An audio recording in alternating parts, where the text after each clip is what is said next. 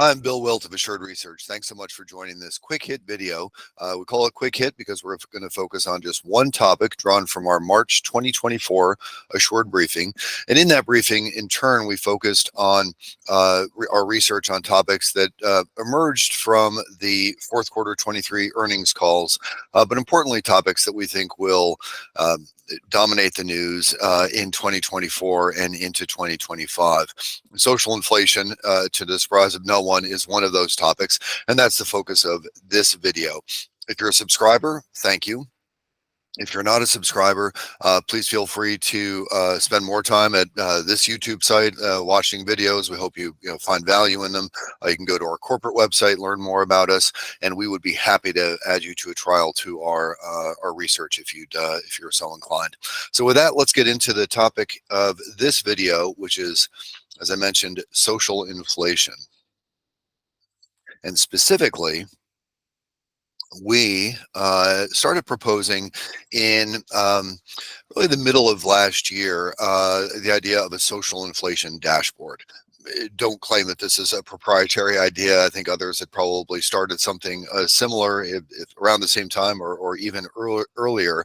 But this idea did gain traction. We've had a lot of discussions with our subscribers about the implementation of a social inflation dashboard.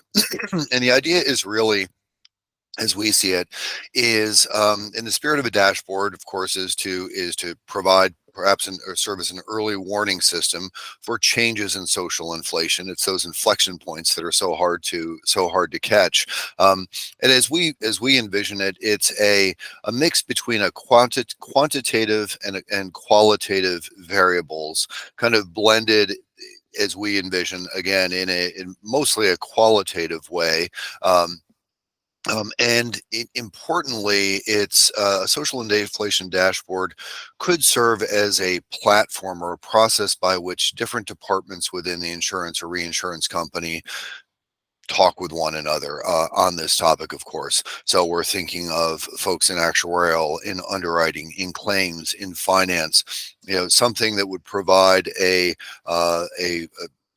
topic for regular working group type of discussion throughout the year to monitor these variables. Now, what are these variables?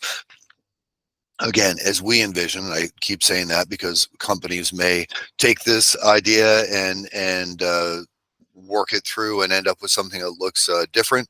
But as proposed here, it's a combination of economic variables that we show on the left-hand side, ideas for which, and then other social variables on the right-hand side. The variables, especially those that are quantitative, the economic or legal, for instance, the idea with this is that they'd be drawn from outside the insurance industry, that they'd be objective, that they'd have some, and here's where you all would have to do some work, some correlation or causation that kind of is it's intuitive and easily understood between the variable and losses. And so that they can be tracked and monitored and updated, and importantly discussed between those diverse professionals that we described. So take real wages, for instance. I won't go through all these, but real wages, we've shown in our work going back decades that real wages are wages after adjusting for inflation. So when real wages are going down, for instance, or declining, that's when inflation is outpacing wage growth. That has, we've shown over the decades, been associated with periods where the liability loss ratio rises. Why? Well, we'd surmise that when real wages are falling, people feel economically frustrated and they're more inclined to use the liability system to kind of redistribute wealth. There's a rationale behind each of those variables, and we invite you to engage with us to learn more.